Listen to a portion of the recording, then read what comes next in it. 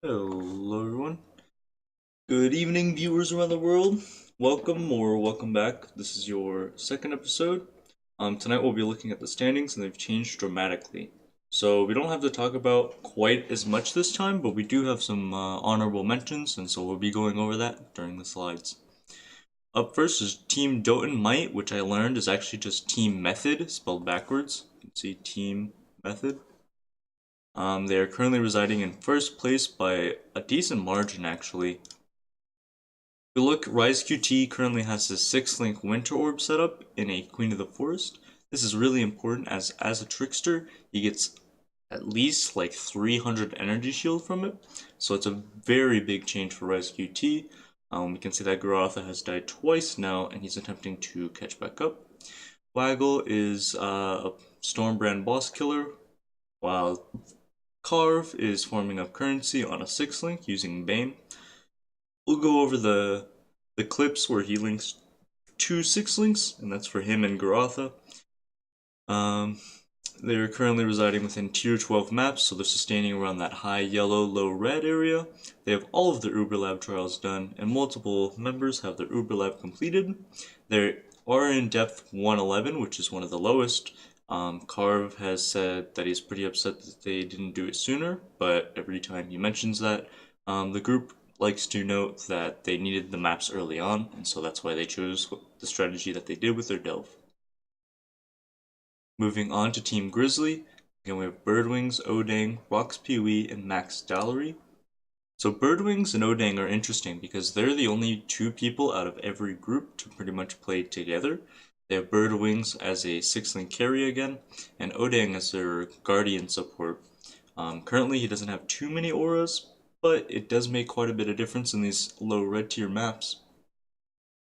We have Rox Pee-wee, who is the boss killer of the group. We're not quite sure what skill he's using, but we do know that he's attempting to farm at Ziri and farm up currency.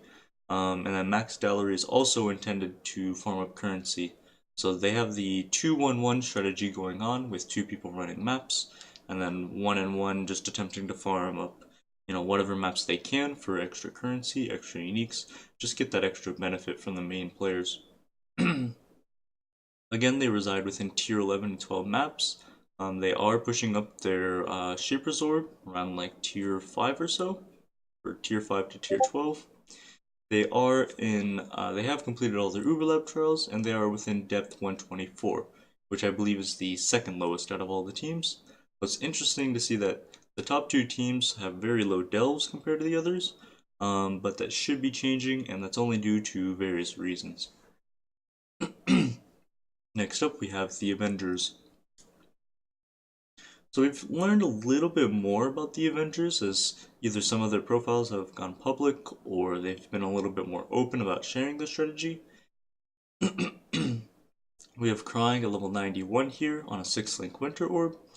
It does appear like Gucci is their boss killer on a 5-link Stormbrand, and that Kamel is farming up currency pretty hard. Now, Kamel has opted for a very supportive role, despite not being a support himself, which is fairly common in some of these races. So you can see that Kamel is using the Quantity Amulet and the Perandus Blazon Belt, and that's for item quantity, so that he can farm up extra items for the group and a lot of extra goodies, while not really caring so much about his level himself, which you don't really see in some of these other groups. Most of these groups revolve around the fact that if one of their members die, they can be replaced pretty quickly, and then they're off to a pretty good start. They currently reside within tier 10 maps. Team Avengers has all of their Uber Lab trials, and they are within over depth 200. Now the strategy currently is to deep delve down to where the monsters are around level 84, and to complete their progress their storyline so that they can get their Shaped tier 15 and their Elder tier 16, I believe. They have completed a Red Elder, but I don't believe it provided anything fruitful. Looking on at Monkey Squad. Now Monkey Squad is kind of hard to gauge a little bit. The reason for that is that most of their profiles are either private or, they're not streaming, and so it's very hard to keep up with them. Starting off, we have Ventura and Rathalos, both at level 90. We're assuming that both of them are Stormbrand. I think Rathalos made his profile public, and so we can see that he's using an Eshe's Mirror, which is a very nice drop. If you don't know, it grants you lightning damage as you killed recently, and so the faster you go, the more lightning damage you get from the shield. We assume that both of them are using the 6 links. So Heshla is using a Rhyme Gaze. This gives concentrated effect, and I believe he's using that on his Stormbrand to make it like a pseudo 5 link, so that he doesn't need a 5 link himself. This is really nice, as it means that Heshla does not demand any currency, and he's still recovering from his rip, and so Leaf is pretty much caught up completely, and so he's just farming away on, I believe it's Stormbrand as well, but I could very well be wrong. Again, private profiles, no stream, it's kind of hard to keep up. For maps, we're not quite sure what tier they're in. I think I saw Heshla in tier 4 maps a lot. I think Rathalos was in tier 7 and above maps. For the Uber Lab, we can assume pretty safely that they have at least 4 to 6 trials done. Although my guess would be that they have 6 out of 6 trials. As you'll see with most of these teams, they have all of them done. It's very easy to get all of the trials, as there's 4 players in every group, and being so split up like most of the teams are, it's very easy to find them fairly quickly. They're in depth 164, which I believe is the second highest. We're not quite sure where their Shaper's orbs are, and I believe they're still pushing in the top right. They stayed in the top right a bit longer, which is interesting because we got to see, well, we can only assume that that leads to more tabulas for the rest of the team. Looking at team method here, of course, the winners picked for the race for most people, definitely the crowd favorite. So we actually had Zizaran and Havoc616 rip last night. They're both using Winter Orb. Zizaran is using a 6 link, and Havoc is using the 5 link Queen of the Forest that dropped last night. So we noted that last episode, and it is interesting to see it come out, even though it's not from a trickster. We have Steel Mage as more of a supportive, but still carry, or currency sort of role. And so we're actually starting to see Steel fall a little bit behind, but it's really no matter. Nuyen is the highest level of the group right now with his 6 link Stormbrand. And so last night, Zizaran died to, I believe it was Obelisks, and then Havoc616 died to a disconnect last night. So we'll be showing those in a little bit here. And so that was pretty devastating for the team, but I still think that they were able to catch back up.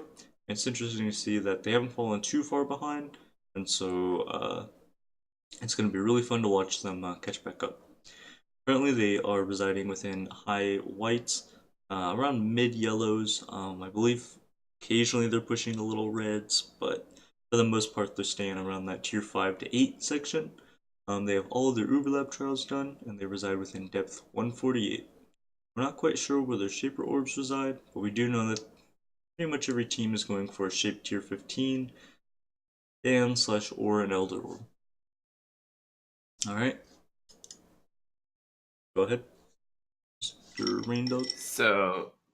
So like breaking down a little bit of the progress since last night, it's Durham is ahead and like quite handily. They're almost like 2/3 of a level ahead over Grizzly, but they have really prioritized Rice QT. He's 3 levels ahead of any teammate, so they're really vulnerable if he's to rape. In addition, they were struggling a lot with the Carv's computer problems yesterday, and I think they solved that, so he's up and working, and he also redeemed himself with doing 2 6 links. I think we have those clips as well. Yeah. Another interesting note is that they dropped the Combs Heart, and I've seen a lot of crazy Winter Orb gloves earlier, so if they get some nice Shaper gloves and like craft them perhaps with 2, like as a pseudo 6 link, and craft a +1 to projectile gems, they might actually be using the Combs Heart. I'm not sure, but that might be an option. Yeah, I feel like we might see the Combs Heart brought out by some of the other members, but I don't think we'll be seeing on Rise QT most likely, as the the Queen of the Force is just too good for the build, right? Just provides that insane 300 plus energy shield on top of providing all the benefit that it is normally. So, So I think sort of the surprise for everyone is that Grizzly is doing so well. Um, they're they're running a little bit unorthodox strategy compared to the other ones. They're actually doing a in-map support, as you mentioned, mhm. and that sort of gives them, well, I guess it might be a little bit slower than doing a solo carry initially until the support is up and running, but the advantage is that they have, like, if Birdwings dies, they could just respec him into an Inquisitor, so then they won't be like left far behind as the other teams. And Yeah, I agree with that. I would say that early on, it's fairly risky as well, as if Birdwings were to die, it's very difficult for the entire team to pool together all their regret orbs so that Odang can respect, 30 points to get rid of his ascendancy, and then only to switch back later on. I think that what would happen in that situation is that Odang would actually start supporting for one of the other members, whether that be Max or Rox. Um, but it definitely would be a big blow to the team if Birdwings were to die. So there is quite a lot of pressure on him. But with that Mana Guardian or small Mana Guardian, as he's getting up and running, it is quite a bit safer for them to run together. so also you mentioned that they have some lag issues and that they were sort of postponing their at zero run until they fix that. Is Yeah. there Is there a is there anything in particular they would be looking for? Is it just the flask, or is it other uniques as well? So the flask is a definite is most likely what they're after. The flask gives a lot of elemental damage as chaos, and if you don't need all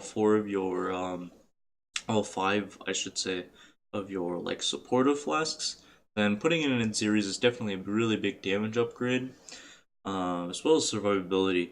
Things like the incursion can be really deadly, and so increasing your chaos resistances are pretty nice.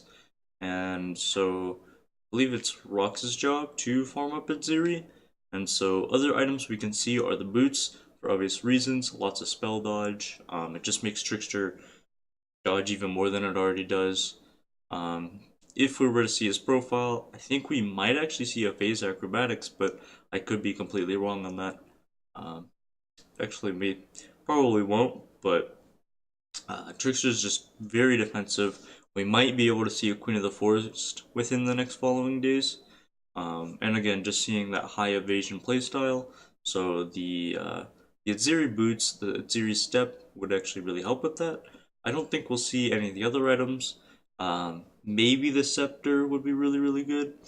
But aside from that, we're not quite sure. But we do know that their strategy revolves around Rock's farming up Atziri. But like we said, he's got that computer internet problem. So, but what skill would you be using? Because I've seen, I think it was Havoc that's just after the 85 race went and tried to do a net zero with his Stormbrand, and he just died instantly with it jumping to the mirrored copy. Are they just using the trap and then that's sufficient as they're probably a little bit over leveled for it? Yeah, so they are a little bit over leveled for it. I think what Rocks would do here is he would use like a Blade Vortex or something. Really, Ziri has one super deadly phase where she splits into four. And it's not deadly if you know about it, but one of the mirrors will reflect way more damage than any of the other reflect damages in the game. And so you can very easily instantly kill yourself from that mirror. But as long as you have something like Blade Vortex, you can sit still on one of the four Ziri faces or splits, if you will, that won't reflect onto you, and so you can ensure that you're not going to die instantly. Yeah, like the tip I was getting from a YouTube video is always look for the for the blue hand when it starts spawning, because that's always the lightning one. Yep. So you know it before they actually start attacking you. Mm-hmm. But anyways, they're the top team that have no rips so far, so that's worth noting. So following up on that, we have the Avengers. The Avengers are sort of always been among the best teams so far. As you mentioned, I think it's worth noting that they're also a team without any rips, and that Camel was really, really lagging behind. He's been sacrificing himself hard for the team. He was working off a four link. He didn't. He might have done the Merciless lab now, but he had like two labs, like 14 hours into the race, and they're prioritizing Delve. I think they did that from an early stage as well. They started pushing their Delve, increasing their Hmm. capacity. So they might have some strategy evolving around that. You mentioned flare farming is removed though, so is it pushing the delve to like a reasonable level and then lets his carry join in for the XP, or is it just farming there for Um, getting currency and value for the team? so the main thing with Delve that I've noticed at least is that as you start going down to, depth 240 and you get those monsters level 83 or so, you start dropping a whole lot of red tier maps. And since Gucci is their delver, and so all he needs to do is join the map when the others are mapping and they find Soulfight, and so they can actually like push their delve way further, way faster than any solo player can. And so what ends up occurring is that Gucci is able to get to these tier 16 level depths, while they're only in tier 13 or 14 maps. And if a tier 16 were to drop from say a city within the delve, then those tier 16s will downgrade to tier 15s, which will downgrade to 14s. And so that means that when Gucci opens one of those map chests in one of the cities, he's going to get at least, five tier 14s, four, six, anywhere around there between like, a city. And that just helps out with the early game map sustain. You know, just it's just incredible how many maps drop out of that thing. And like I said, as he's able to go deeper and deeper, it also gets more dangerous. But when they start doing their shaped and elder strategy, which I assume they'll be doing because they're in a group, it will start paying off in the long term. So heading over to Monkey Squad, they were doing really well, like in Act Two, and then Leaf ripped. So they sort of were recovering a little bit for that, getting into maps. Leaf has caught up quite nicely. I think it's like one level behind the rest of his team. Mm-hmm. But Heshla ripped recently, so but he's also recovering quite well. For how late he ripped, I think he's 86 still. So Yeah. he's like three levels behind the rest of his team. So that's not horrible. And I think they have perhaps okay, the Queen of the Forest. If you're able to link it and color it, it's really huge for the head guy, but the Ashes Mirror and the Rhyme Gaze is two really notable uniques for them. Uh, Uh, yeah, I was gonna mention I even. can confirm that he's doing the Storm brand in the Rhyme Gaze. Oh, okay. All right.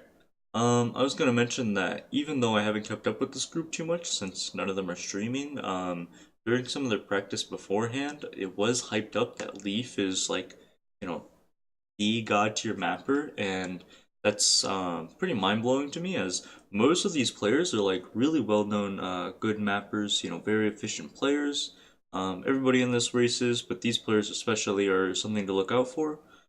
So long as they keep focused and they don't have any more unfortunate rips. So regarding that, do you think they will transition to Leaf as their main carry? As Um, it's kind of they have we have seen none of the other teams doing the occultist as their sort of main carry. The others are like always doing the more damaged ones. It's mhm. like the explosions enough to uh, make up for the clear speed. Yeah, so the thing with a cultist is that it's just super tanky with the energy shield on kill, and the profane bloom is just so good. Being able to explode for a portion of their maximum life, I mean that's like a pseudo impulses in a way, and so we might see that come out from another group. But as far as these occultists go, they're super tanky. It's gonna be pretty hard to kill them, and overall it's just a really good solo class. And so that's really what you want in these. If say your character can go 30% faster, well, it doesn't really matter if you're going to end up dying by day 3. So, what they've opted for here is more of the safety, consistency, and hopefully that'll show through in the end.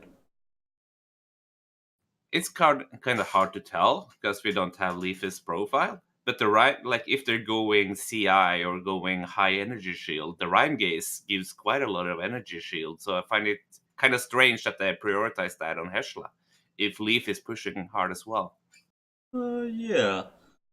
So that might just be due to because Heshla needs some sort of 5 link to compete in like damage in these mid-tier maps here because he doesn't have too much other gear. It might just be that he really needs the 5 link and he's kind of demanding it in a sense of like he's not able to keep up in a way. And so that could be the possibility. We might see a need for Heshla to be a higher level, and so he has to have a 5 link and form these higher tiers. So we're not quite sure yet, but definitely is something to note. Right? Anything else So about Team Monkey Squad? no, I think we can head over to the method. So I think the entire race of method, they were doing really well. Their entire team was, I think they were ahead of the the Tomet squad for a long time, and then they had both Cicero and Havoc Rip. So I think their entire team is just in recovery mode right now. They're trying to get Cis up. He probably has to pull a 2 day or something like that because it's quite significant amount they're behind. And I'm not sure if they're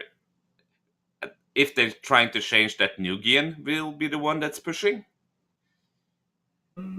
That might be an option that they just do that, but uh, they also have a Queen of the Forest on Havoc, so hopefully all of them will be able to catch up and make this a close race. So far, it's looking really close, so that's good. Yeah, being able to see them recover pretty quickly is it's pretty interesting as they lost like 6 to 7 hours of progress pretty much entirely on at least two of their members, and so being able to see them recover is still pretty nice. I don't think we'll see Nugian as the main push carry here. I think they're pretty much all going for a somewhat carry setup. Um, I don't think they're gonna push, one person specifically to a 100 because all it takes is a death like Havoc's where he disconnects and then you lose your main carry. Like for example, in the Soul Southbound Hardcore Race for Synthesis, we did see Aw Crying die to a disconnect.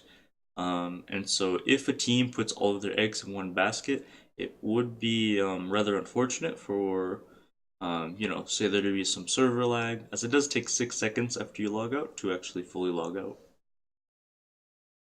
Yeah, if you get the packet loss, you're just stuck there for 6 seconds. Yep. So, but also, I was listening a little bit into Sister Stream before heading over here, and it seems like their morale is not as good as it was before I went to bed. It's like having those two rough deaths, and Sis death we will see later seems really unnecessary to me. So, and then they have the other one that is from a disconnect, hmm and then like the two guys who were sort of supporting the other guys. You can see Steelmage is using quantity gear, and she said Nugian wasn't prioritized. hmm So there might be some, like when you're starting to get tired, people might get a little bit more upset as well. And of course, they're the only like sponsored team in this race, I think. So, and it's their organization hosting it, so they sort of feel a little bit extra pressure. yeah, I was gonna go ahead and mention that. You have to consider that like this is really the team that is pitted or almost like stacked to the point where they're supposed to win, and so there is quite a lot of social pressure on these players to perform, primarily because they have such a large audience, but also because they really are PoE's first esports team, and so it would almost be a little bit silly in the community's eyes if they were to say get last place or something or not even be in the top 3, and so most of these players are consciously thinking, or rather unconsciously thinking, like, what if this happens? So it'll be interesting to see if they can recover from that. I really do hope that they perform pretty well, and that Method, keeps doing these races in the future. So another thing that's sort of worth noting is that because Method sort of falls off and the experience requirements for each level sort of make stuff look more even than it is, we have a few other teams that the Bogdanov Pump It team is at the same level as Method and Salty Dog, and Salty Dog is one level behind. So other teams are coming up as well. If the top teams are fucking up, we might be able to include some other teams in the next presentation, or at least have a look at them, see what they're doing. Yeah. Anything else you want to mention about these 5 teams? No, I think we could do a few clips and then we can try to have a look at the gear of the top people, perhaps in a little less detail than yesterday, like not running over the flask, but looking at their major pieces and perhaps if their links differentiate or something like that. Oh, yeah, I agree with that. We'll start off with the rips first. So this is Zizarin here. You can see he's focusing. He runs into Can you include the audio this time? yeah. No! My fucking god. Oh my fucking god. Fucking storm bears, the lightning ball things. Yeah. Devastating rip. You can notice that he looks up ever so slightly, and a lot of people speculated that that's him looking at chat. I don't know if that's true or not, but he has gotten quite a lot of flack online for it. And I mean, this like half a second is all it takes, right? There's so many situations in which you can die pretty quickly. Don't think his intention was to, run in and die and be unfocused, but when you're primarily a streamer, he wants to maintain a good standing with his audience. And so, you can't both be an amazing streamer and be the absolute fastest, safest mapper. And so sometimes you'll see situations like this pop up. And so I think it's fairly normal, as Zizarin is definitely one of the best streamers out there. I think he might have just tunnel visioned on the the Stoda passage. It always looks like that because there's no other creeps in there, so there's no reason to run in there, right? Yeah. So I think what really that boiled down to is, yeah, he was definitely going for the Stone of Passage, but I think he just expected the last pack or the last monster in the pack to die. It was really unfortunate that typically, you would kill one of the storm pillars, and then it would kind of like proliferate and kill every other mob. And so the fact that one of their deaths was very, very delayed was very unfortunate, and it is what led to his rip, as all of them started to go off. Yeah, and he was position 1 there as well. Yeah, as you say, if he was a little bit luckier with the last creep, there's always one last guy with the storm pillars that just fucks you over. And another thing to note is that, he gets a lot of trash talking for this, but realistically, if he played that, perfectly, there wouldn't have been any positive upside to it. Nobody would have clipped this and been like, look at how well he killed this pack. No, he's just killing a pack. I mean, there's numerous times like this where it's like, if you run into a tormented ghost that has martyr or something, no one's gonna clip you like, killing that pack well. They're just gonna clip you dead. So that's basically what occurred here in the community. All right, let's go on to the Havoc group. Let's see if something else to say. No, go ahead. All right.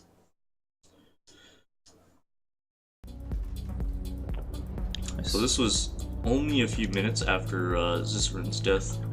Actually, no, I think this was before juice in this map Zizarin's too. death. Oh no! It crashed. It crashed. Hello, hello, hello. What's up? What's up? Hello? You're in the game. I'm still in the game. Yeah. Still in the game. I'm gonna die. Oh. Yep. I crashed. That's so bullshit. Wait till we have tier 11s then. Alright, so basically what ended up occurring was obviously he logged out. He attempted There's juice in this map too. to log out, and It crashed? so It crashed. if you didn't Hello, know, hello? after you log out, it keeps you in Hello? the game for 6 minutes unless What's you're up, like, hello? you know, logging back in. I'm still in the game. And so that's why sometimes you'll see Seconds, people like- I'm gonna die. you'll see people like log out and they'll be unable to log back in, and that's their character just sitting there for another 6 seconds. So that's what ended up occurring here. But what, like, still there's something that has to kill him, right? He's not just dying to the burning ground, so there must be like some random mob up on the right there that just walks over to him and hit him slowly, probably. So you can see at the last second before he logs out here, he does hit the abyss, as that's the way in which he was traveling. I believe he flame dashes forward into it. You know, super normal thing to do while mapping, and then you know, the abyss monsters are just so deadly. I mean, Yeah, I didn't see that abyss. Like before that, it like usually the Stormbrand can be sort of forgiving with disconnects, as it just keeps on killing even though you're not there. But of course, if there's an abyss coming up here, he just gets overwhelmed immediately. yeah, I feel like the abyss is really what kills him. I feel like it spawns the you know, the whole like close by, and then those rares are super dangerous if you don't move around. And so obviously, if you're disconnected, you're not able to protect yourself adequately, and so you just And died in there's- those few seconds. And it's even extra proj and extra lightning damage. Mhm. So that abyss would probably be dangerous even if he was in the game. Yep. Right. I'm gonna go on to the Garotha Rip right here. Oh wow. Do you have both of them or just one? Oh, I think we just have this one. Oh, oh. no. Did I die? Oh my. Yeah. Did you crash? I died of Paculus. Oh shit. I don't know what happened. I think all of us have been there. yeah. Logging out at the freeze Oh. freeze box, and Did I then you die? just Oh fuck. my. Yeah. Did you crash? So that's exactly what I was saying earlier. If you log out through, say, a logout macro, and you can't log in like immediately, I mean, your character's just sitting there basically for seconds, and that's enough time to instantly kill your character, Oh my. obviously. Did you crash? I died of Paculus. Yeah, but this was his leveling character, right? So I don't know he what ripped happened. earlier as well. I'm not sure. I can see if I can try to find that clip while you show maybe Did I die? if we have more rip Oh clips, my. or you can just show the lucky carve. I died Yeah. I can go ahead and show the carve clips here. This is just a little bit of luck, I guess. So you can see the Queen of the Forest for Rise QT, and they just toss it around the group. It's trying AoE if you to- come into the bathroom, so be careful. Yeah, Trying Rice, to just get the double, six double off real checking, quick. not stopping at 5. I believe Rice is just telling him like Carve is trying to confirm here if he's going for the 5 or 6 link, and then Rice is like, you just go for didn't the need 6 to. link. There's no use in the Pretty 5 fucking link. easy, dude. Good job. Do we have chromes? I'm coming. Just making sure. Yeah. Yeah, so obviously that was pretty lucky. Rise QT's current Queen of the Forest setup is 3 blue, 3 green. So that's pretty easy to get overall, and yeah, it's pretty interesting to see that they actually were able to get it. And then you can see here he gets another chess had a piece high from life another roll. member, and he's It's going for the kinda 5 low link right now. evasion. And so it actually takes quite a bit of One time off top to How much evasion use do you up all your need for it to fusions, not and pin so the lights? Carve is like the designated Exactly, linker in a be way. any issue at all. Vago, I think I have a test for you. It takes more time going for the Oh, 5 okay. link almost than the 6 It link. might be worth Yep. divining to you, by the way. It had a high life roll. It's kind of low evasion. Like one off top left. How much evasion do you need for it to Yeah, not pin the that's lights? just Is that gonna interesting. be any issue at all? Vago, I think. Alright, on to the next one, and I believe one of the last ones we have is a near PK for Havoc here. Are we going in? You wanna help? Careful the dog. Oh, the flame blast! No one called it! What was that, PK, dude? Dude, this is 3 people were in there. Not one person said, yo, there's a flame blast on the door. Just Did everyone getting in? in straight to the flame blast. That's Yeah. fucking dangerous. dog. Oh, the flame blast! I mean, he would have been, he would have had... Oh wait, no, he doesn't have immunity here, I don't think. Careful the dog. Oh no, he does. Oh, the Yeah, flame he, blast, no one called it. So he has immunity for 10 seconds upon entering, but Careful the dog. he Oh, did the start flame channeling his blast, no one winter called orb, it. and so he What wouldn't was have been that, immune. PK, dude? If he like stayed for even like a quarter of a second 3 longer, he would people have were in there. instantly Not one died. person said, yo, there's a flame blast on the door. Yeah, filthy, that's for sure. I think I found Goradas. Alright. Well, it's not really the clip, but I think I have the timestamp. Alright. So so let's see, I can try to link that to you.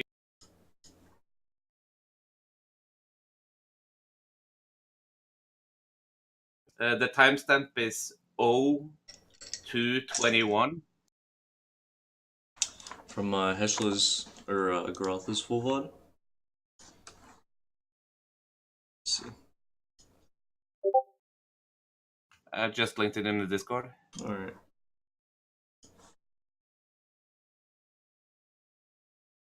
What time was it from? 2... You have it there. Oh, okay, okay.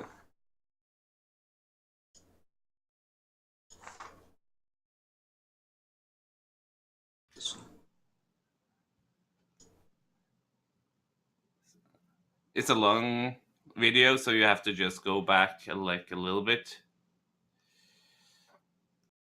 To what time? 30 seconds back. Oh, okay.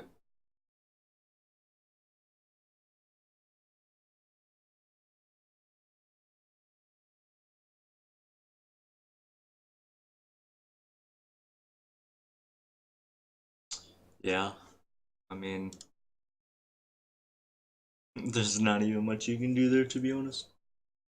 It's unfortunate. Well, his probably his antifreeze bottle was empty because he had like 2 empty bottles or flask. So then he tries to log when he's unable to remove the freeze, and it just gets packet loss. Yep. I mean, it's so easy to happen too. Like, it's just way too easy to occur in these sort of races, especially when you're trying to push fast. So, you know, people can talk all the time about how much, you know, they should be playing defensive, but it's really just a human reaction, to be honest. Pretty standard to see. So he clicked his flask just before there, right? So if you go back just before, I think he clicks all his flasks. So does that mean that he doesn't have a freeze flask, or what's going on there? So here, let me rewatch it. So it looks like it might just be on the Quicksilver here, which is a little interesting because it should be a Quicksilver flask of adrenaline. But you can see that he does have all of his flasks. No, I think he does have his last tick of his Quicksilver. It is possible that he doesn't have an anti-freeze, which is definitely a pretty big mistake in most cases. I think there's been like 1 or 2 races where I haven't had an anti-freeze, and honestly, it's super deadly. You know, you're super prone to just getting you know, packet lost exactly like this, and so it's super important to have that of heat there. Alright, anything else to say about the rips? No, I think it seems to be sort of people who are always complaining about hardcore players using the logout macro. As the way you see there, sometimes you just die because you lose the logout macro as well. Like, if you're a little bit too eager, you might just get the packet loss and get stuck. Yep. So they are not using it preemptively in any ways. Like in the positions where they think they can survive or have a possibility to survive, they will not use the logout macro to prevent like this. I think it's fairly high probability of just dying to packet loss. Yeah, I'd agree with that. What's interesting is that we can definitely see that the top right strategy has really been playing up pretty well.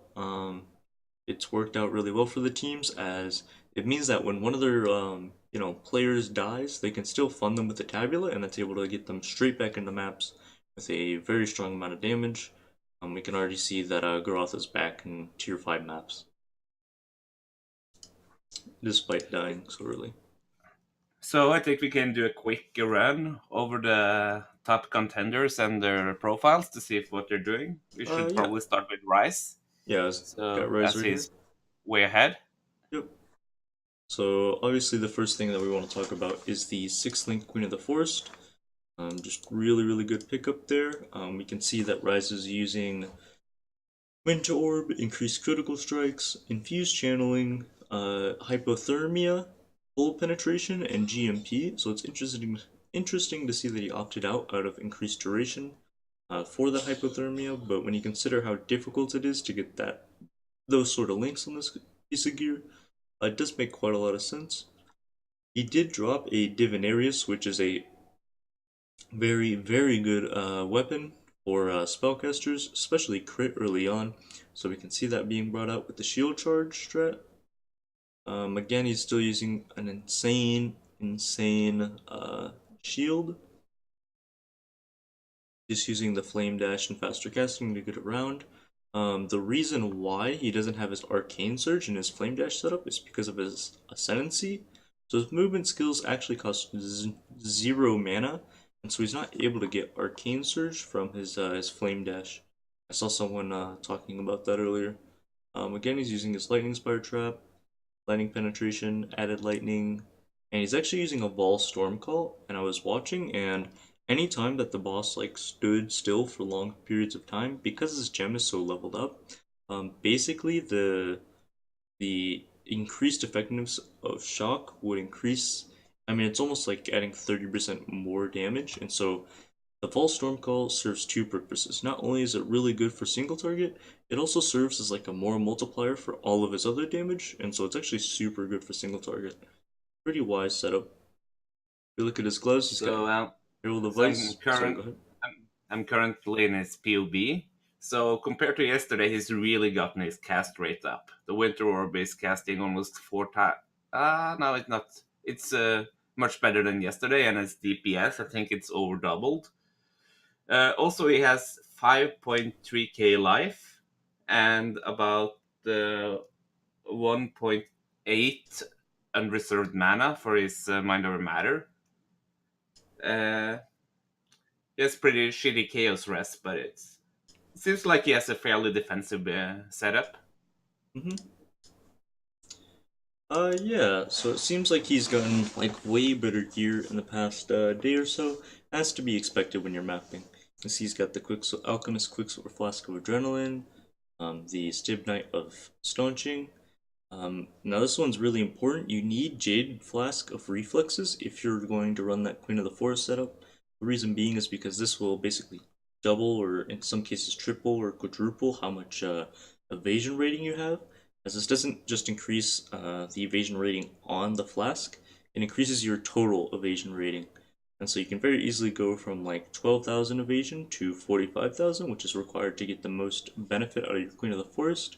Being able to go, I believe it's 50 to 75% faster in total. And then as he's crit, he's using a Diamond Flask of Warding. And again, he's got that instant life flask with freeze removal, it seems. He's running a Herald of Ice, Onslaught, Curse on Hit, and Warlord's Mark setup. Again, this is just to proc Onslaught all the time. Basically always going off, and he's using Warlord's Mark. Looking at the belt, he's got some nice life, and it's really nice on it. Ooh, look at those jewels. So basically this belt is pretty good in the sense that it's got high life, some resist, and you're able to put in a jewel socket. It does seem like he's got a jewel here with 33% max life. Or not 33%, but just 33. In the boots, I believe these are what he was using earlier. Just some movement speed, 25%. And he's got the 4-link in there, so the cast when damage taken, increased duration, Immortal Call, and Warlord's Mark. This just keeps him a little bit safer. Looking at the rings, this is definitely an upgrade from what he had yesterday. 66 life, quite a bit of resists, and a little bit of mana on top. And I believe the other ring is the same thing, because what you want when you're running Mind Over Matter is just quite a lot of mana, and so he didn't have anything else to craft, and so he just threw it on there. Looking at the amulet, again, it's just energy shield, life, like sort of thing, with a little bit of res. And, you know, the helm is probably the biggest piece of gear that he has, with 94 life and a lot of resistances, and so we might see him toss it over to another group member to try to get an enchant, but when a helmet's this good, it's almost like if he wasn't using this, he would be at a disadvantage in a sense, and so we might not see that from this race, but that might be a possible strategy that they could pull. Anything else you want to talk about the gear before we go on to the passive tree? So when we were looking at the boots, I think that's been sort of a standard thing that most of them have been doing. They're doing the masks. They have people running the lab so they can get the leech enchant on the boots. So that's one of the best ways to get mana leech for your skills, and also life leech from spells without really gearing up that much. Yeah, so Yeah. one of the interesting things about this is that it's, instead of being 0.4% of damage leech, it's 0.5%, and so we can tell that his group's been farming Merciless Lab, whereas I believe Team Avengers is farming just Cruel Lab to get it done as soon as possible. Yeah, it might be they might have been lucky, or they might have just sent Carve through the lab again and again to get this. Yep. Looking onto the Also passive. regarding the flask, I think without his Jade Flask up, he's losing like 28 or 26 movement speed. So he's very dependent on that, and that's probably why he's picking up the flask nodes and everything up there in the witch area. Yep. So And we can see that, you know, he's got the standard crit Winter Orb tree. It'll be interesting to see. I don't think he's going for this duration down here, exceptional performance, but it's definitely pretty defensive, super tanky. You know, not having to use a tabula means that he just gets a lot of extra defenses elsewhere. Yeah, it looks pretty similar to yesterday's. Anything else you want to talk about? So yeah, he's heavily invested into crit. He has like 77% chance and 320 multiplier. So Mhm. yeah, I would guess that's sort of what you have to do when you're not going elementalist, to make sure that you're freezing everything. Alright, moving on. This is actually quite a bit of a treat. So Awe Crying was a little bit hidden, a little bit secretive earlier, and so being able to see his profile is actually pretty cool. We can see that he's got, you know, just a standard life evasion, 123 life actually, on the helmet. It's a really good helm. We can see the cast speed, the lightning damage come out from the wands. You know, more life, cast speed, resists elsewhere. Looking at the gloves, again, more life, resist. Same thing on the belt, we can see that he opted for a Searching Eye Jewel. And it's actually super, I don't want to say lucky, but super good jewel here with some life, chance to gain onslaught, and critical strike chance. Basically, the idea is that you're killing at least 25 monsters every 4 seconds, and because you're doing that, you're able to keep up your onslaught permanently. So that's why people keep that jewel around. Again, looking at the boots, we've got 30% MS, some life and resists. Looking at the flask, you can see it has of warding, basalt flask of warding, jade flask of grounding. Now this isn't quite as big as the other one. You don't need of reflexes since he doesn't have the Queen of the Forest here. He doesn't need quite as much evasion. He's got the Alchemist Quicksilver Flask of Adrenaline. That's really just for more speed. Definitely a really big upgrade from just a Quicksilver Flask of Adrenaline, and then definitely just huge upgrade compared to the Quicksilver Flask. And then he's got the of Heat here on his quartz, and then he's got the Instant Life Flask with Staunching. Looking at his gem setup, got the Flame Dash, Faster Casting, and Arcane Surge, and I believe he was, if you sell all of your level 20 gems with a Gem Cutter's Prism, you can turn them into 20 quality, and so we were able to see that from him earlier. Just adds more speed, adds more, you know, getting the 20% quality for one gem cutter is super, super nice. You see, he didn't do it for everything.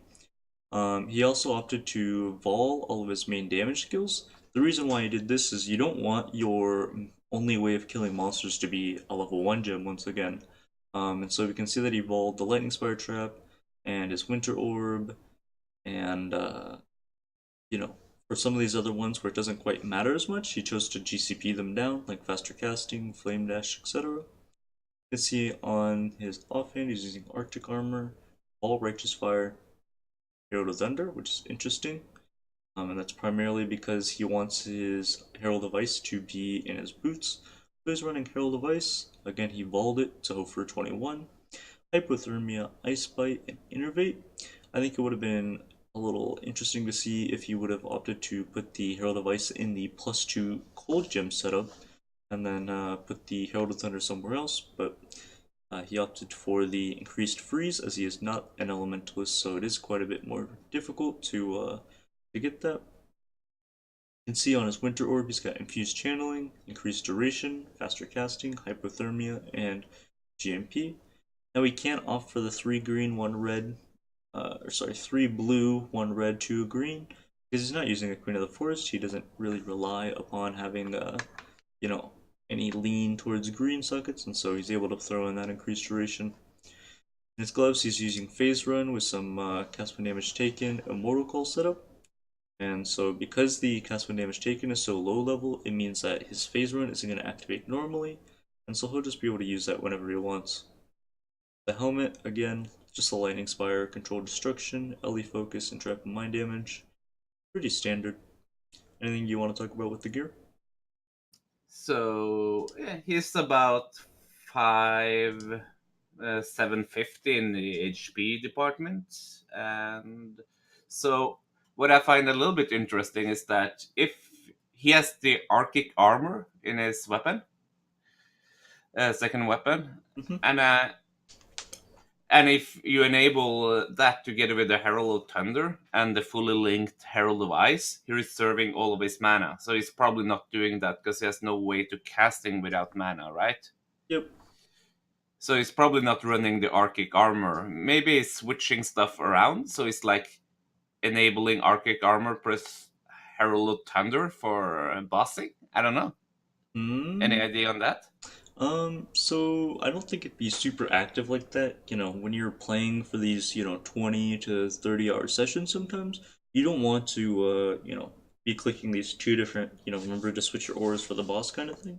I think what we might be seeing here is he's using Arctic Armor and using this little slot right here to level up Herald of Thunder, because it did just hit level 20. What's interesting to me is that he's not using any offhand to level up gems with. Typically, you'll see people use like 6 of their sockets and their offhand, like their weapon swap, to level up gems. It gets them to level 20. You can GCP them down and then vol them when they're 20-20. That's just a super convenient way of getting that. So it's interesting to me that he's not using that, but again, going back to the Arctic Armor, we can tell that the Arctic Armor was a fairly recent purchase, as it is only level 18 and not 20. And so, not quite sure what's going on there. But it could just be for more defensive things, maybe he puts in a really scary map and he changes over to Arctic Armor. We'll have to see. Alright, looking on at the passive tree here. Pretty stock standard Elementalist here. See that he opted for Beacon of Ruin.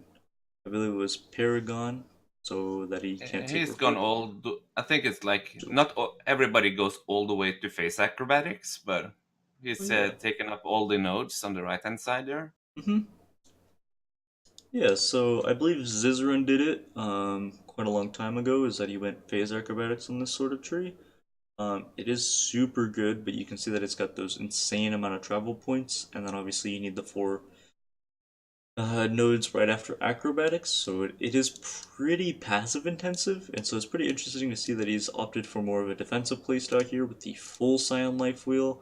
I believe he took out the skill effect duration right here. He doesn't need the resist anymore, and so maybe he just unspec'd all of this, went over towards phase acro, and now he's super tanky. So we shouldn't realistically see a death from crying anytime soon, but who knows, right? Yeah, he has roughly 6k HP if we're removing the Herald and including them. No, he doesn't have Mind or Matter, so he's 5.75. Yep. What about his evasion rating with the Jade Flask there? I can have a look.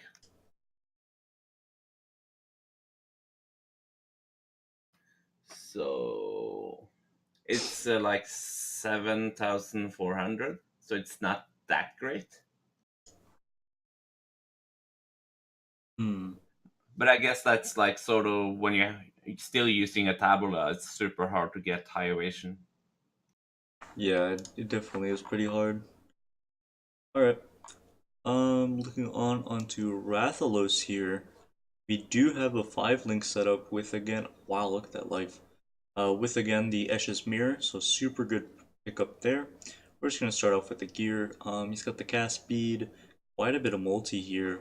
Let's see if he's not Elemental Overload, so the multi does help him out by quite a bit. A lot of spell damage there. Looking at the helm, he's just got pretty nice life, some resist, some energy shield. He's definitely going for that hybrid setup. Ash's Mirror, again, energy shield, life, but mostly for the added 10 damage for each shocked enemy you've killed recently. Definitely super good. Looking at the rings here, definitely a pretty small ring. I mean, both rings could definitely use an upgrade. Winterheart is actually one of the most underrated amulets in my opinion. Primarily just because it gives like 60 life and 70% cold res. On top of that, you can't be chilled, and even if you do get frozen by those boxes, like we did see from I believe it was Garotha, you get 20% of your life regenerated. It's not 20% life regeneration rate. It's not 20% more regen rate. It's a fifth of your life pool is regenerated every second. And so, just a super nice amulet there. Looking at the gloves, we got some life and some res. The belt, tons of life, super good belt. It does have the 3 suffixes, and there's not much to put there. But looking at the boot, we've got, again, just movement speed, life resists. Going over the gem setup, he's using Herald Vice, Curse on Hit, and Assassin's Mark. That's definitely for the power charges, the extra crit chance, and it also gives a little bit of extra life when life and mana when you kill enemies. So it is basically like a little bit of leech. See on his boots here, he doesn't have the leech enchant, but that's okay. In his helmet, he's got the lightning spire trap set up with added lightning, elemental focus, trap mind damage. The shield here, he has his flame dash setting set up, I'm assuming. Yeah, he does. It does look like his gems are recently level 20. Probably just hasn't slowed down quite enough to, take them out and GCP them up to 20%.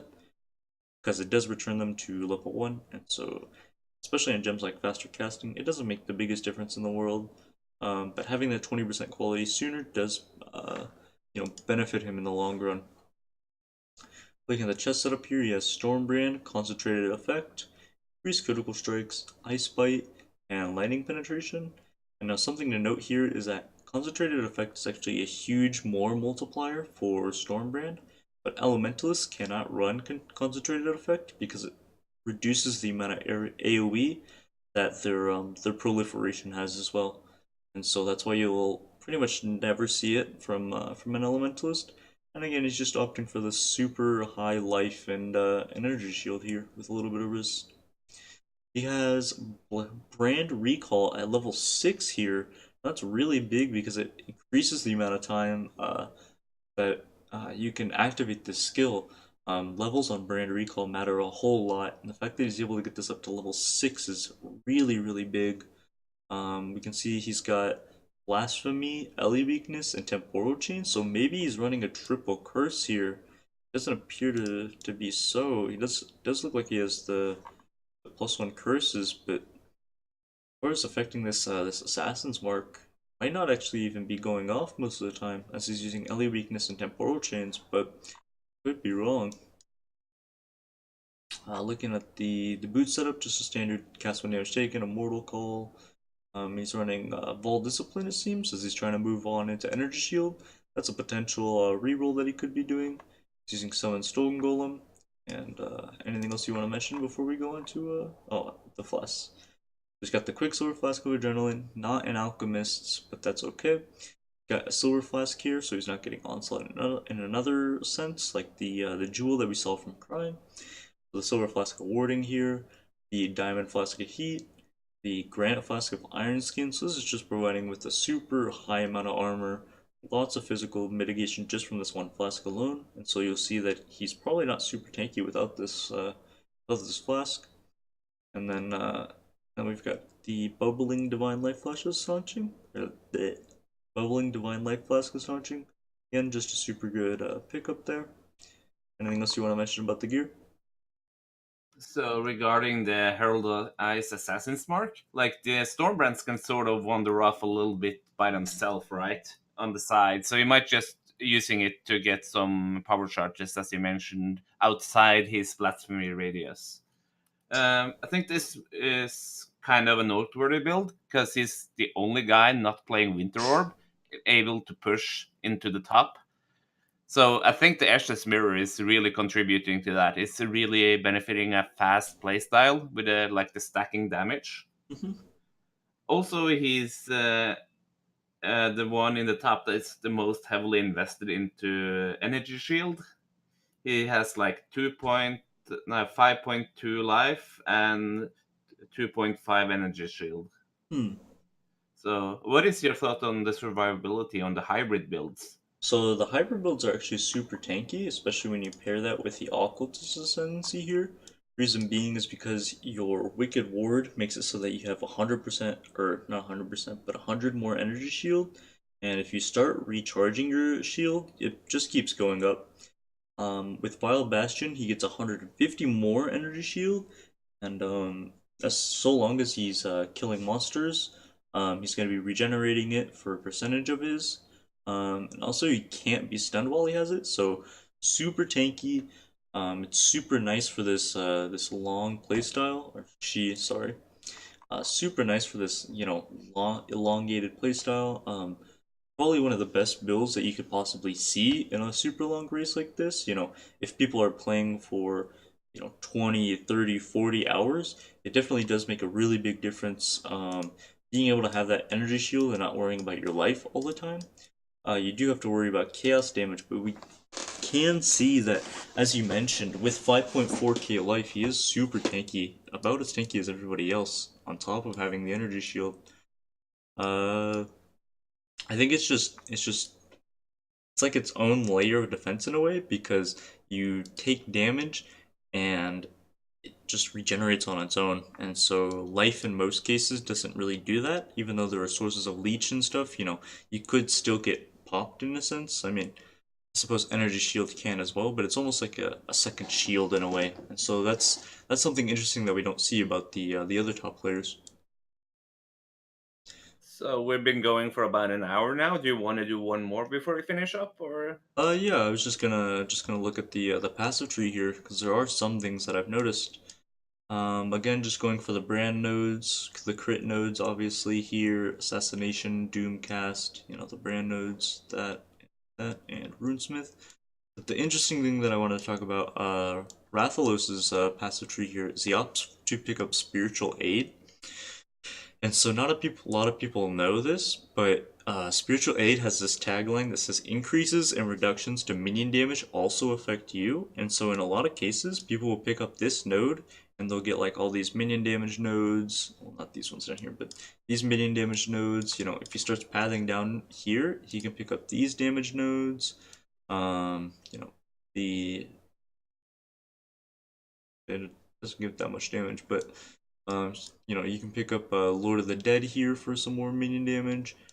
So that is The Lord of the Dead is a quite good pickup. It's like 3% increased DPS for the one node.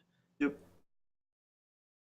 Looking at the Ascendancy here, just to go over what the rest of Occultist does, Profane Bloom just means that he gets even stronger explosions on top of the Herald device, and the Malediction makes it so he can have 2 Chris's at any time. And so because he has the 2 curses on pretty much every enemy, at least one, he's getting a ton of extra non-chaos damage as extra chaos damage, and so Occultist is definitely just a really strong choice here overall. Yeah, this definitely looks like the strongest, most defensive character with his blasphemy, temp chains, and his combined life probably being close to like 7.5k with ES and life. Yeah, I wouldn't be surprised if Rathalos is actually standing longer than all the rest. I mean, I can imagine him dying to a surprise upset one shot, but other than that, I mean, it'll be very difficult to kill Rathalos here. Alright. And then, did you have anyone in mind for the last person, or? Let's have a look here. Because we can see Gucci's if you wanted to go ahead and look at that.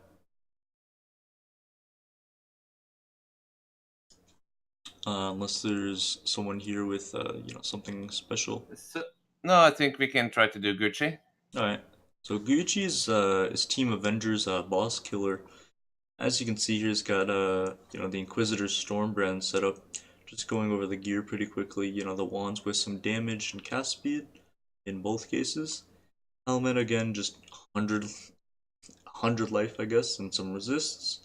Again, the amulet, just life res. I mean, it's a common theme everywhere pretty much. Nothing super noteworthy, but you can see that he also has a leech enchant on his boots. And this is mostly due to Kamel running Cruel and Merciless Lab for the enchant for his team. So we're seeing a common trend here among Avengers where everybody is propped up by Kamel in a sense that, the rest of the team gets such a benefit from having him there. So this is kind of interesting. I'm not sure if he's actively running it, but that enchant is probably paramount if he's actually running the Blood Rage that he has socketed, because that would give him a net negative life region. Mhm. So maybe this enchant would allow him just to go ham with the extra cast speed from Blood Rage. Yeah, it does.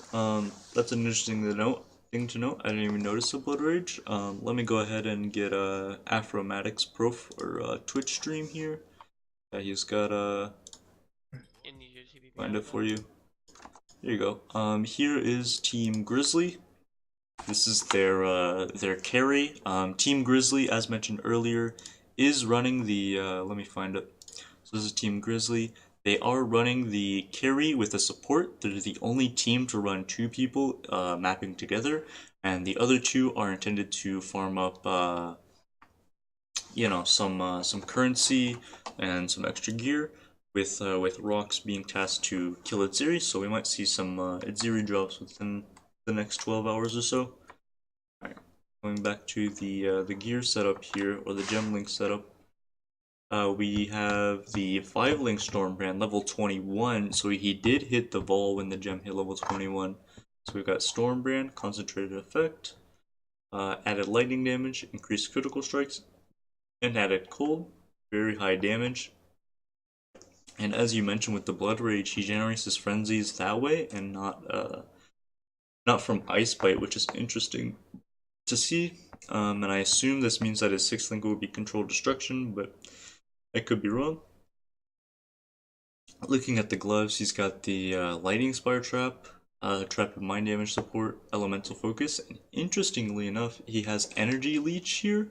And so I don't know if that fully benefits from both support gems on this, or both aspects of this, and I don't think it actually leeches life, leeches energy shield, but I do think that he might get the more damage multiplier, which is pretty big. Looking at the other setups here, just the Flame Dash, faster casting Arcane Surge setup. One thing to note is that you can actually leave Arcane Surge on level 5 or 6. You don't want to level up higher than that because to activate Arcane Surge, you have to use a certain amount of mana, and so if you level it up too much, you're not able to get the benefit, and so you can actually leave it at around 5 or 6 for a little bit extra spell damage, but it's not the biggest thing in the world. Looking at the helmet, he's got the Herald of Ice, Onslaught, Curse on Hit, Assassin's Mark setup for, again, just the power charges, the life, the mana. Super good pickup if you're a crit build.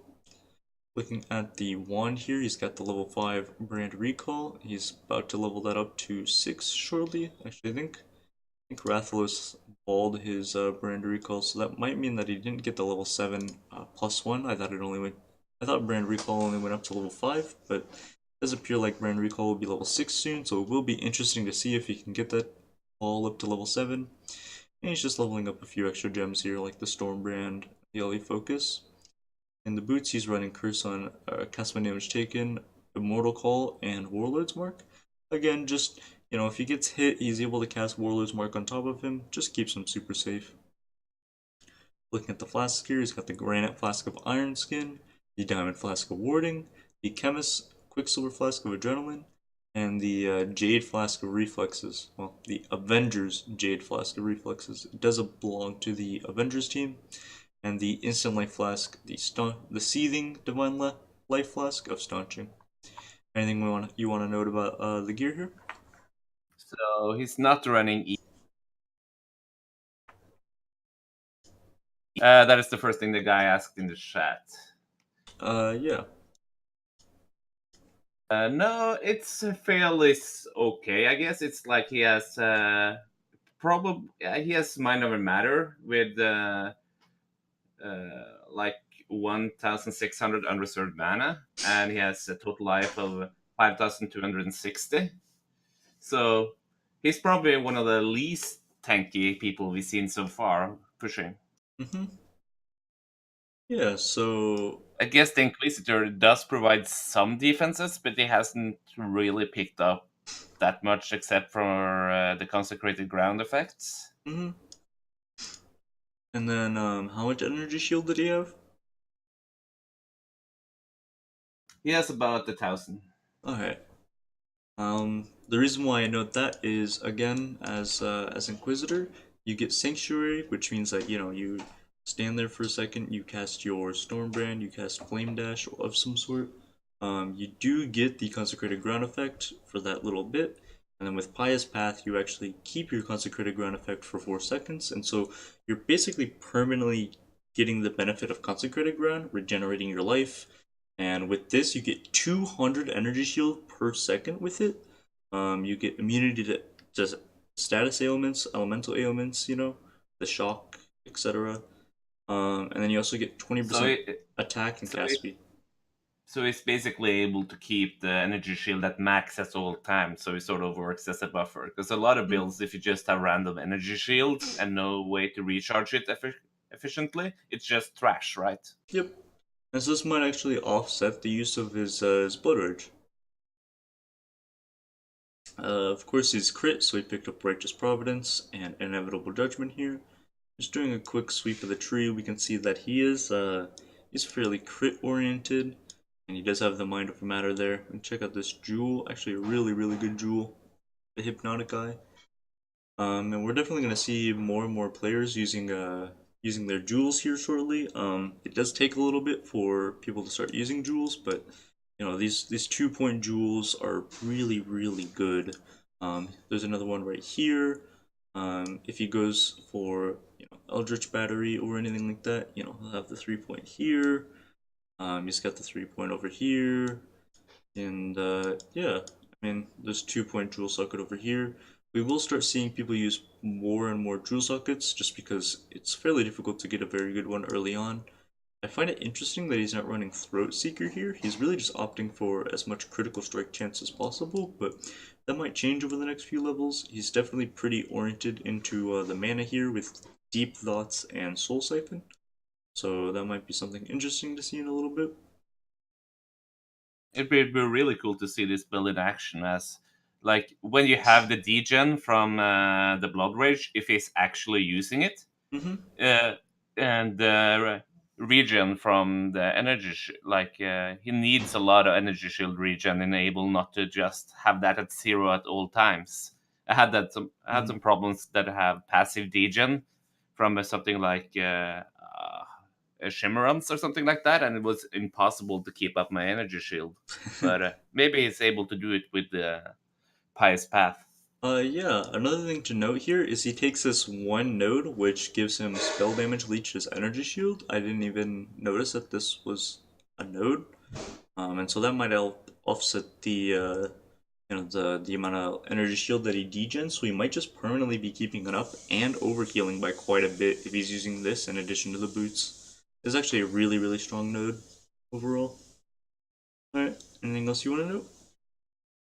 I think we're good. We might, if somebody has something they want to ask in chat, we can hang around for a few more minutes, and then we should probably be back in 11 hours. Is that the plan? Yeah. So if anybody has any questions, go ahead and ask them. Yeah, just looking over the tree here, fairly standard crit. We can look at the leaderboard actually right here, so we can see this Afromatic stream. But you can see that Team Dodomite, Grizzly, Avengers, followed by Monkey Squad and Method. Again, just Method trying to catch up. And they have catched up or caught up by quite a bit. So that's interesting to see. Like like Rain Dog mentioned, Bog Davinoff and Salty Dog are definitely keeping up here. Trailing behind. So there might be some new teams within the next one, and we can see that Team Nyanpansu has they're pushing despite losing part of their members. It does look like Nomic lost quite a few of their members here. Let me see if there's any clips for that. Nomic, I don't think they were streaming, so I don't think we really have anything here, but yeah, fortunate. And then yeah, we've got looks to be just Moist Boys, which looks like just one player here. Also, if people wanna hang out, discuss, or share clips and stuff like that, that would be much appreciated. So you can probably link them our Discord if they want to hang out. Yeah, sure. Let me go ahead and find that really quick. Well, let me see if I can profile. Alright. Yeah, here's a link to the Discord. We definitely do appreciate everybody posting clips in there, just being super helpful in every way that they can. It's just super nice. Or just general observations and strategies and stuff people are doing that seems a little bit unusual or something like that. Anything is appreciated. Yeah, it definitely is pretty difficult to keep up with all the streams, especially since 7 hours out of the day are supposed to be meant for sleeping, and so if you want to pop in there, that'll be great. The only thing I'd like to mention here is that everybody in the top 10 is hovering around that, or top 5 is hovering around like 50 million, but you can see that Gucci here is at like triple the XP rate of everybody else. So this might actually be due to the delve. To be honest, I can compare the graphs here to say Rise, and let's go Afromatic as well. Looking at Gucci's, does seem like he's on the rise here. No pun intended, rise. Yeah, everybody else is kind of like falling off. It does appear that Gucci's been spending his majority of his time in the delve, and so he's able to really start popping off. It does seem like maybe everybody else is getting a little tired or something, but it does look like it might also be map sustain, right? If they're not able to get the high tier maps anymore. Yep. So when somebody's delving, as you mentioned, they can get a burst of high level maps. Or they might just be gearing as well, right? So it's hard to tell. It seems like they're able to keep up around 200 million if they're doing efficient mapping. But they're probably not able to do that in this solo self-found environment. It's super hard to get all the maps you need, trying to figure out what to do with your elder, fixing your gear and stuff. Even though you have supports to help you out, it's not always that easy. Yep. Alright, well that appears to be it for this one. I'll see you guys in the next episode. Bye everyone. Bye.